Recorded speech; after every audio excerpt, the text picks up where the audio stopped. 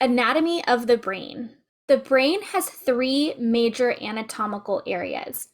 The hindbrain is a lower, evolutionarily primitive region associated with basic life support such as breathing. Located at the base of the skull, the hindbrain contains part of the brainstem, the pons, medulla, and reticular formation. And further up, the cerebellum, also known as the little brain, is involved in more complex movement. On top of the hindbrain is the midbrain, which is also a part of your brain stem. This is active during eye movement, hearing, visual voluntary movement, sleep cycles, wake cycles, and more. The midbrain contains the substantia nigra, which produces dopamine. The forebrain is active in cognition, sensation, motor function, and more. The cerebral cortex is a part of the forebrain and refers to the wrinkly or crinkly parts of the brain that you see on top here in the yellow portion of this image. These folds and wrinkles allow for the surface area of the cerebral cortex to be much larger while packed within a relatively small human skull. Your brain takes up about 20% of your energy, but only weighs about 2% of your body weight. Cognitive abilities such as thinking and planning happen in specific parts of the cerebral cortex.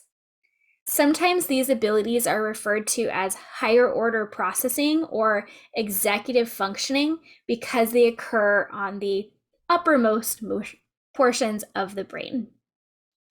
Our large, energetically expensive brains are what make us such an intelligent species. The cerebral cortex is sometimes referred to as gray matter because it is darker than the inside of the brain, which is made up of neuron cell bodies and looks more white in comparison. Under the cerebral cortex is the limbic system, which contains the thalamus, the hypothalamus, hypo because it's below the thalamus, the amygdala, and the hippocampus. The thalamus relays sensory information to the upper parts of the cortex. The hypothalamus is associated with feelings of pleasure and reward, and it also controls your pituitary gland. The amygdala is active in emotions, especially those emotions of fear and anger, and the hippocampus is associated with memory. The cerebral cortex is typically divided into two hemispheres that are connected by a bridge called the corpus callosum.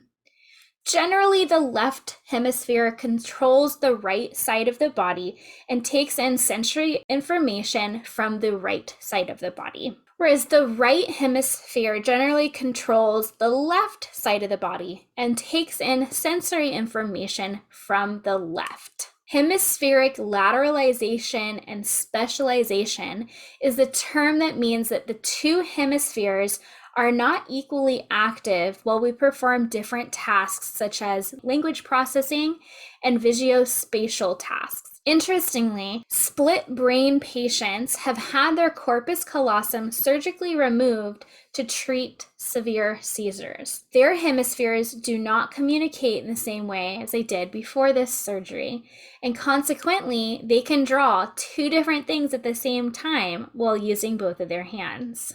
Each hemisphere of the brain has four different lobes: the frontal, parietal, temporal, and occipital lobe.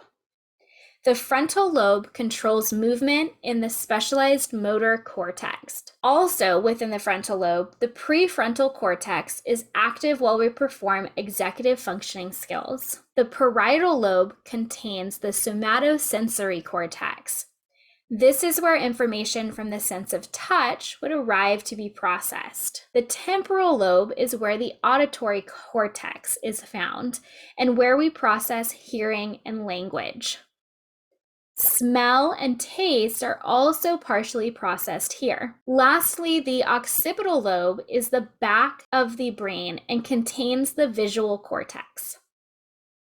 Broca's area, located in the frontal lobe, is involved with speech production, and Wernicke's area, located in the temporal lobe, is associated with language comprehension.